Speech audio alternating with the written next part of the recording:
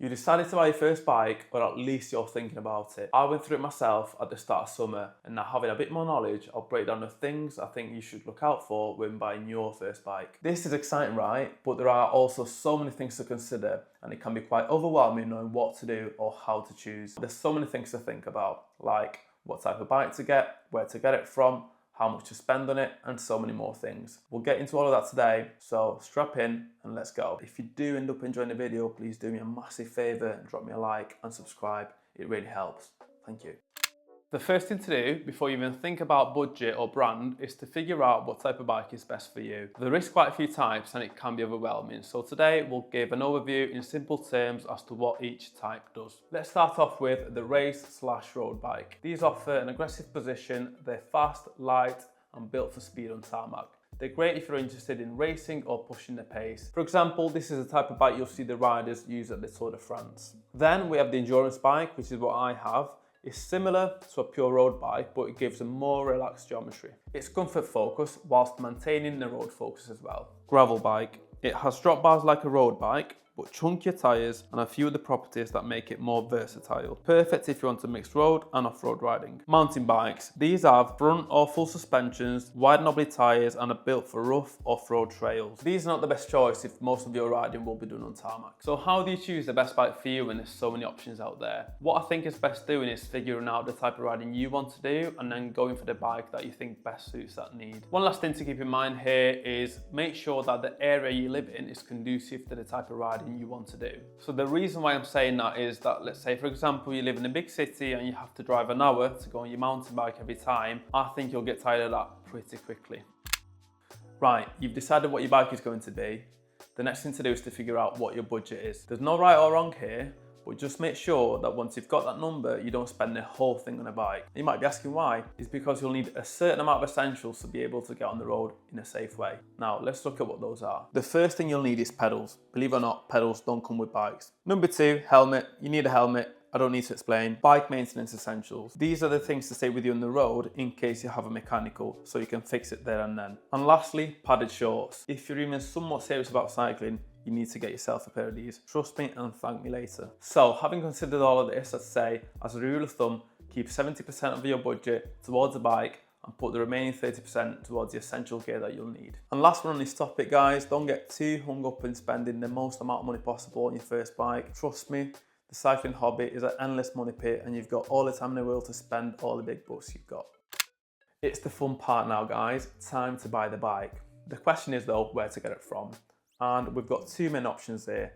First option being going to a physical store, whilst the other being buying from an online shop. Let's go through the pros of each option. If you buy from a physical shop, you'll get proper sizing help. So the staff can check your measurements and recommend the right frame size for you. You'll also get a setup included, so the bike will come fully built and tuned with gears, brakes, tire pressures, all dialed in. And lastly, aftercare and support. You'll normally get a free first service, plus easy warranty claims and advice. Instead, if you buy from an online store, you'll normally get lower prices. It's often cheaper due to the lower overheads and frequent sales. You'll also get a wider choice, for example, access to brands or models you might not find in local shops. And lastly, convenience. You can browse, research and buy anytime without leaving the house. Obviously, there's no right or wrong here. You decide what is best for you. My personal experience was I bought my bike online. And to be honest, I feel like I've missed on measurement and sizing, which I had to end up having to get professionally done after because I kept having pains in my lower back and foot. So in hindsight, I probably would have preferred buying from a shop. Right, quick tip for my UK people here. Obviously, you need to be based in the UK, and if you are employed by a company, have a look if they provide the Cycling to Work scheme. You might be able to save a fair bit of money buying your bike through them. Something that goes hand in hand with deciding whether you want to get your bike from a physical store or an online shop is considering new versus old. If you go new, you get peace of mind. No mystery crashes, no hidden damage, everything should work right out of the box. And you'll usually get a warranty, a proper setup from the shop and the latest tech, which can mean better brakes, smoother gearing, or a lighter frame. But buying used definitely has its perks too. Your money does go a lot further. With the same budget, you can sometimes get, for example, a higher end group set or even a carbon frame that you wouldn't normally be able to touch if you were buying new. Plus, bikes do depreciate fast, so you're letting someone else take on that hit. So it all sounds great, but what's the catch? Well, the thing with used is that you need to know what to look out for. Things like a worn chain, tired bearings, or even cracks in the frame. If you really want to go second hand, but you're not feeling confident, it's worth bringing along a knowledgeable friend or trying to buy from a reputable second hand shop. Either way, there's no wrong choice here. It's up to you what you value the most. If you go new, you get security. If you go used, you get value. Depends what trade-off you want to get. Alright, let's look at the bits that actually make the bikes work, the components. When you're brand new, it's easy to just look at the frame and think, oh yeah, that colour's sick, I'm going with that, which is fair, but there's more important stuff to the bike than the colour itself, and it's what's in the frame. So let's look at that now. You have the gears and brakes, aka the group set. This is what makes the bike shift and stop. At the entry level, you'll see stuff like Shimano Claris or Sora, which are absolutely fine to start off with. If you can stretch to a 105 or equivalent though, it'll feel much smoother and last longer as well. And if you get the choice between rim and disc brakes, discs are the modern standard. They stop better, especially in the rain, go with them. Then you have frame material. Most beginner bikes, including mine, are aluminium, which is light, durable and affordable. If you've got more budget though, carbon is lighter and can feel smoother, but yes, it comes at a higher price tag. Wheels and tyres, don't sleep on these. They massively change how you feel on the bike. At entry level, the wheels aren't usually amazing, but they'll do the job. When it comes to tyres though, wider ones, which is between 28 and 32 millimeters, give you comfort and grip. Thinner ones obviously can feel faster, but are also harsher and feel not as stable as wider ones. And the last thing you'll want to consider is probably contact points.